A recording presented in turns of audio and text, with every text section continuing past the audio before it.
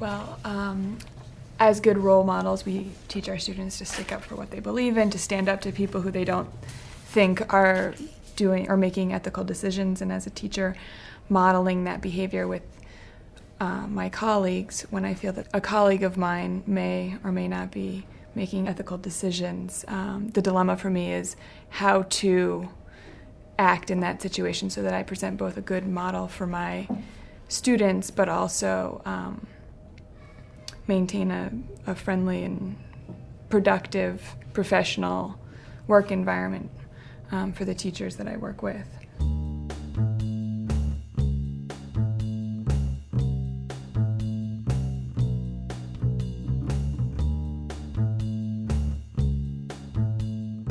Earlier this year, I was in my classroom and students were working on things after school, and so they were having conversations with themselves, not with me. I was doing something different and they were working on group work, and I overheard disturbing things that had gone on in school. And they were issues of cutting and issues of sexual activity in school, and so I did feel the need to report it, and so I reported it to a supervisor. Was it sexual harassment activities, or was it? No, it was sexual activity. Engaging in sexual activity in school. Another a gray area for me is the issue of neglect, because there are students in my class who I don't worry for their immediate physical safety, or I don't worry that they're being abused at home, but I do worry that what needs to happen at home is not happening, or students not bathing, or those issues, because it's not clear whether or not those are mandatory reporting issues. And so that for me is a much grayer area, because it also plays more into my values as an individual, my assumptions about what a home life should look like, what my expectations are, which may differ from what parents' expectations are, families' expectations are. And again, I would never want to put a child in more trouble than they're already in by reporting something that was actually didn't necessitate it. Right. We have to be very careful that we're not imposing our own cultural biases on our kids, and always have to respect the cultures that they come from, and let that govern the way that we report.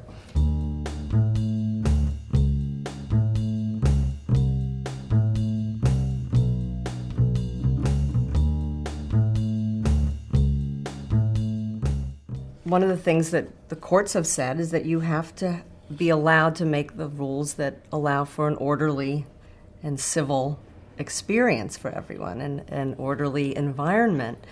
But at the same time, you are actually, as a teacher, you are a part of the government. So you actually do have to abide by the First Amendment. You can't just make any rule in your class.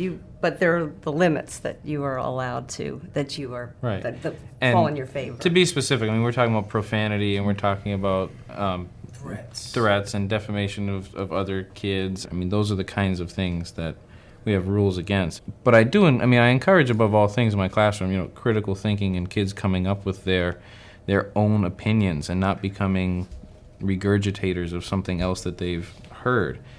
Expressing their feelings and expressing their opinions is very valued, but it's up to us to teach them how to do that in a way as to not offend others within your community.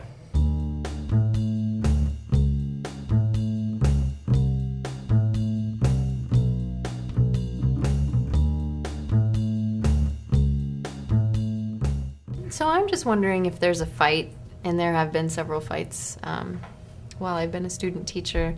What is my responsibility as a teacher? Do I get right in there? Do I step back, especially if they're bigger kids than I am? One thing that's interesting that I've been taught, and I'll put that back to the panel to tell me if this is true or not, is that if I was breaking up a fight and a student got injured because of something that I did, maybe I pushed them out of the way or they tripped over a desk or something like that, I could then be held liable for their injuries.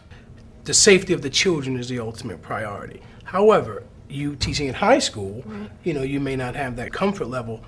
By and large, just get help. and make sure you get help as fast as you can. But I personally wouldn't suggest you jumping in the middle of it, because not only could you get hurt, but then, other things could happen as well. Well, it makes me wonder rules around being in your classroom, too. I mean, an adult be in the room at all times? There was a teacher next door who stepped out for a long period of time, and then there were chairs thrown and things going on. And so luckily nobody got hurt, but that would be a situation where I wonder, would she be held liable? But also, for not being in the classroom at all, there was no adult in that classroom. So Yeah. The best thing to do is to develop a good relationship with the teacher next door. And you say, I'm stepping out for a minute. Can you keep an eye on the kids next door? Open your adjoining door or something like that. Correct me if I'm wrong, but I think that's the best way to cover yourself in terms of liability.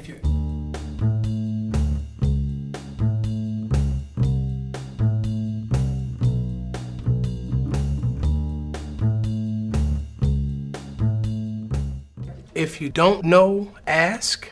If you're not sure, don't. Each district has a district attorney, and that person is always available to receive emails or calls. And generally, you can just, email about, these are some of the questions that I have, and they'll send you a bunch of information or links to different websites. But my personal advice to anyone is to be proactive and search out the information.